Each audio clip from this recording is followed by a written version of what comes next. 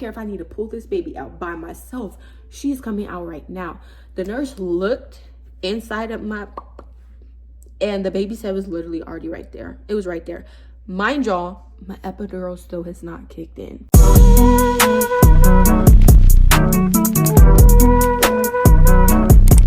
What's good, YouTube? It's your girl Jay. If you're new to my channel, welcome. What's up? Make sure you hit that subscribe button. If you're a returning subscriber, welcome back to my channel. So much going on, you guys. Like, I literally have not even been able to post. I hope all is well with everyone. If you are new here, make sure you hit that subscribe button. We are trying to get back active. I can't guarantee I'm about to be back active, but I want to be back active. So if you guys have seen my last video, and as you guys can tell by the title, the thumbnail, all that, I am going to be giving you guys a labor and delivery story time, because I just feel like it's mad interesting. Like, this labor and delivery was way different than my first son. Like, I felt everything, y'all, everything, no joke. So I just really thought like I should give some tips and stuff like that, and really some things to give my fellow ladies on what y'all should do to prepare for birth, how I naturally induced my own labor. Technically not really, because I did still get induced, but yeah, I'm literally gonna give y'all the whole rundown. Okay, so if you're pregnant right now, congratulations. If you just had a baby, congratulations. If you have a new addition to your family, adoption, anything like that, congratulations, you are blessed.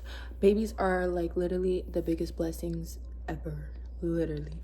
But let's get straight into this video, because this is low-key a long one, but I'm gonna try to make it quick. Just to give a little backstory, I have 2 kids now, but before I had this one, I had one. I have a son who's 1 year old, and then I just had a daughter, and she's going to be 3 months on the 1st, which is next week. I cannot believe it's almost been 3 months. That's just like, wow. Like, I was very much high risk. If you guys been watching my vlogs, you guys were coming with me to my appointments. So I was making regular OB appointments and then high risk appointments. So I was getting monitored. I think I started getting monitored pretty much like after, I want to say like when I was about 28 weeks or 26 weeks, I did start getting monitored every single week.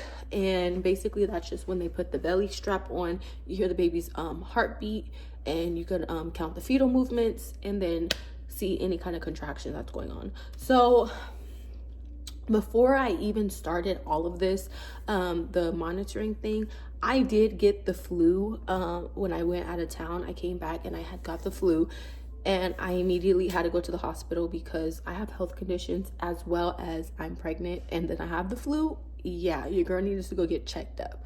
So basically I went in, I got checked. I was having contractions, and they wanted to make sure I was not going into preterm labor. So that's what was going on there. Thank God they didn't have to give me a shot or anything. I ended up just healing on my own. They sent me home with some medication and pills to basically stop my contractions. And after that, my contractions did stop, and then they ended up coming back. Literally, as soon as I was done being sick, my contractions did come back, and my OB told me, oh, it's just Braxton Hicks. I'm like, no, I know what contractions feel like. This is a whole contraction. So whatever. Fast forward to when I'm getting monitored now, and literally it happened again. I was having contractions literally 1-2 minutes apart. My doctor was like, you need to start counting them. Go home, put your feet up, relax, do not get up. If you need to take these pills, take these pills to help you stop the contractions. If the contractions do not stop, you need to go to the hospital immediately. Eventually my contractions did stop. I went home, I laid down, I was in pain, but I ended up just taking a shower and everything was fine. By the time I was 35 weeks, I did start drinking raspberry leaf tea, and I did start drinking pineapple juice. I was also walking basically every single day. Not every day, but I was doing a lot of, like, you know, I was though actually not walking specifically, but I was doing yoga and I was doing stretching. That does induce labor naturally. Before you do any of those things, make sure you do talk to your provider and make sure that it is safe for you to do. I was doing it. I did not talk to my provider. I just felt comfortable doing it, and I knew that I was going to get induced anyway at at 37 weeks. Hold on, y'all. My mom was calling me. Ooh. Okay. Sorry, y'all. I'm making the rundown pretty fast of the beginning because I know this is supposed to be my labor and delivery story time. So I'm not trying to make what led up to labor and delivery so long. But anyways, I think I was saying, when I went to go get my membrane sweep at about, when I was 36 weeks. Yeah, because I already knew I was getting induced at 37 weeks. They basically told me, what my high risk doctor told me was, I may have to give labor at 35 weeks or 36 weeks. They literally were like, we don't know if you're gonna make it to 37 weeks because the way you're contracting is like through the roof. So just because my health was starting to rapidly decline during this time, and stuff like that. So that's what was going on there. I did go get my membrane sweeped, and when I got my cervix checked at 35 weeks. Okay, when I got my membrane sweep, that's what happens when you got 2 kids and you gotta make sure they're not waking up. But when I got my membrane sweep at 35 weeks it was 35 weeks, my doctor told me I was about 2 centimeters dilated, okay? 2 centimeters. I came back the next week after that, and she told me she told me I was 1.5 centimeter dilated. I was like, girl, what the heck?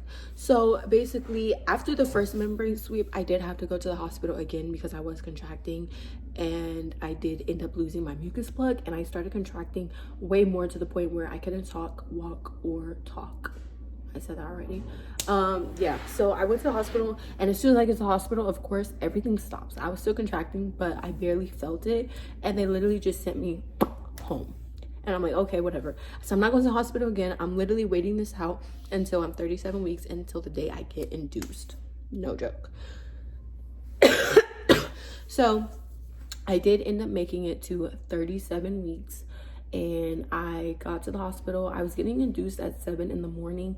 I get to the hospital and they immediately do everything. I did have to give them all of my information because it was my first time being at this hospital. It was me and my man. This time around, I really wanted to be more intimate, but then my parents ended up coming. My brother ended up coming up to the hospital, which is fine, cool, whatever. So we were just chilling. I was having contractions, but I literally was able to bear them all. Like, I was 4 centimeters and I was still chilling like a villain, and my contractions were literally less than a minute apart. So they ended up putting me on mom brain. How do I be remembering all these names and all of a sudden I can't remember nothing? So they put me on the thing that goes into your IV. I know I'm gonna think of the name later, but I literally, my brain is just so wacko right now, I can't think of it. So they put me on that, and then my contractions ended up slowing down. I was still feeling them, but then they ended up to space out. So my doctor said, okay, we'll give her the pill that goes under your tongue. They gave me that, and then my contractions were still the same, so they put me back on the thing. My doctor said, you know what, take her off of it, let's break her water. Y'all, kid you not, this literally all happened probably by noon. No. Yeah, right? Because I gave birth at 8 at night. Yeah, okay, so all of this happened up until like 4 o'clock. All of it. So quick. Everything was so fast. I literally gave birth that same day, y'all. I literally gave birth that same day. This little girl wanted out. She was not playing. So last time they checked me, I was 4 centimeters. My doctor, when she checked me, she was like, do you want the epidural? I said, I'm gonna wait until you guys break my water. So we're taking it back a little bit. I can't tell stories for shit. But yeah, I said, I'm gonna wait for you guys to break my water, because I know as soon as you guys break my water, everything is going to speed up. I just knew that. So if you are given labor, just know when they break your water, that speeds up the process times 1,000, okay? Depending on your body though. I don't want to speak for everyone, but it is well known that breaking your water is supposed to speed up your delivery or your labor. So they ended up breaking my water, and as they're breaking my water, they are literally calling the anesthesiologist to come put the epidural in my back. So as soon as they break my water, y'all, not even 5 minutes later, I'm like through the roof, crying. Not crying, okay, I was still holding it in. I was in pain though. I was literally bent over. I kept turning back and forth. Like I just wanted someone to squeeze. I just need someone to hold. But anyways, so as she was putting the epidural, I literally kept moving. When you do get the epidural, you literally have to sit on the edge of the bed. You have to hug yourself and just literally bend over, and you cannot move. If you move any kind of way, literally you could mess up the entire thing, and there goes your fucking epidural, bro. So you don't want to move. So literally the nurse came and I was holding onto her hips. I was holding onto a pillow, and I was literally having contractions through getting the epidural, and they literally just kept telling me, don't move, stop moving, stop moving. I'm like, I am in pain right now. There's no way I could stop moving. So she told me as soon as she got done with my epidural, she was like, okay, this will give it 5 minutes to start, and then she said in 15 minutes you should be completely numb from the waist down, obviously.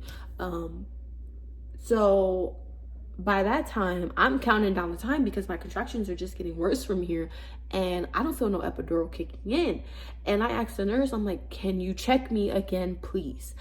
And they're like, do you feel like you need a push? I said, no, I don't. I said, but I need you to check me because these contractions are bad and I'm just ready to get this baby up out of me, okay?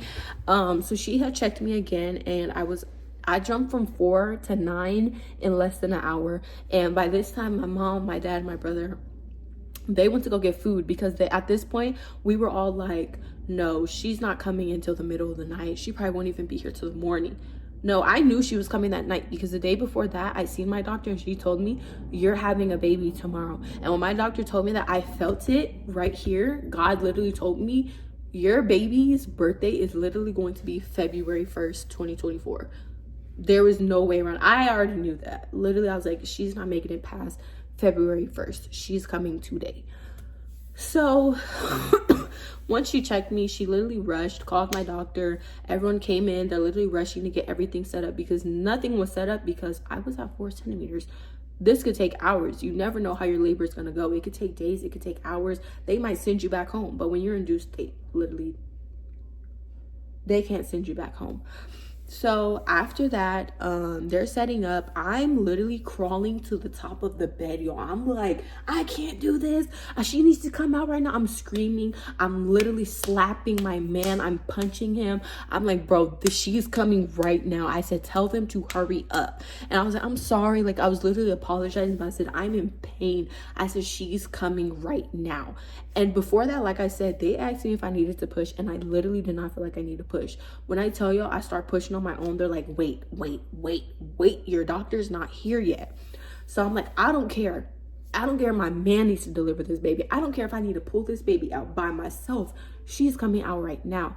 The nurse looked inside of and the baby set was literally already right there. It was right there. Mind y'all, my epidural still has not kicked in. It has not kicked in. I'm still feeling contractions full force. I'm still feeling my baby's head crowning my vagina. Like, she was coming full force, okay? And literally, let me tell y'all, where did I feel this epidural? I felt it in my right toes. In my toes. It wasn't even close to touching the top of my foot. So imagine how much longer it was going to take for this thing to kick in. But I was too focused on her coming out and going crazy and making sure, like, I just wanted them to hurry up. I literally forgot all about the contractions and everything. All I thought about was pushing, because the pushing felt like so much relief. It felt like relief of her just coming out. So my doctor did not make it. Literally, she didn't make it until way after I gave birth, probably like 30 minutes, 20 minutes. Yeah, it was probably like 10 minutes after I gave birth. Then my doctor showed up. So what were you doing at home? I love my doctor though. My doctor is amazing. She is phenomenal. Literally phenomenal. But so a midwife ended up delivering my baby girl. My baby was born at 8 p.m. She was only 6 pounds. I don't say only, but she was so tiny, y'all. She was so little. She was 6 pounds 9 ounces, and she was just so beautiful and so little. Like, y'all, like, compared to my son was 7 pounds 11 ounces. So that just goes to show y'all the difference. I did not tear. They basically said it was like, say for instance, you scrape your knee on the street. That's basically, I had a skid mark. So I pushed my girl out, felt everything. Epidural did not kick in. yeah, and my beautiful girl was born healthy. The only thing that happened was she had a shoulder dysplasia, which basically means as the midwife was pulling her out, her shoulder got stuck. So that ended up kind of fracturing. She's fine now. It did take time to heal. It seems like she's low-key still healing from it, because sometimes I pick her up a certain way and she just feels uncomfortable. So we do have a referral for her to go to the x-ray, but me and her dad are still conflicting about it, because we're like, she's so little, we don't want all that radiation on her. It will heal on her on their own. So if you guys know anything about that, please let me know down below. But so far so good. But yeah, you guys, I healed perfectly fine. I literally stopped bleeding within 3 weeks. Literally got my cycle 1 month postpartum. Everything was just so like smooth, light, like no burning. As soon as I gave birth and pushed her out, I literally, they had to turn my epidural off, so then I ended up being numb after labor, so that took time to wear off.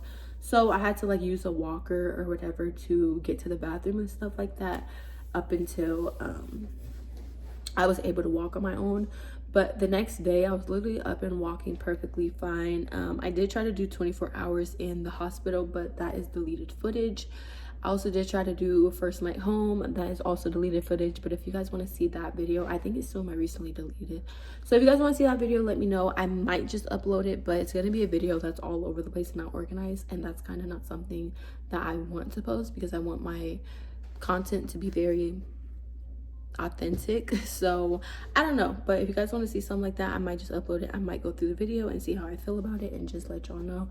But that is my labor and delivery story time. You guys give me some of you guys labor and delivery story times. All I'm gonna say is I went out with a boom. For that to be my last pregnancy, and honestly, as soon as it was done, I was like, dang, I really did not need that epidural. I was right there and didn't even know it. So just a PSA, listen to your body. That's all I'm gonna tell you. Your body is going to tell you, and your baby is going to tell you everything. Do not let any of these nurses or anyone convince you otherwise. Listen to your body. If your body is telling you that this baby is coming, it's time to go to the hospital, go to the hospital. Nothing hurts to go get something checked out. The only thing that you might regret is wasting a little bit of gas, but at least you're going to sleep with a clear and easy mind. Just that, like, you know your body better than anyone. These doctors, they just got a degree. That's how I look at it. But I thank these doctors and these nurses for their service. I literally had amazing doctors and amazing nurses. Literally everyone treated me with so much respect and kindness. I had literally the best experience ever compared to my son. But both experiences were amazing and beautiful, and I thank God for my beautiful blessings, because wow, God outdid himself with my babies. So I'm very much blessed.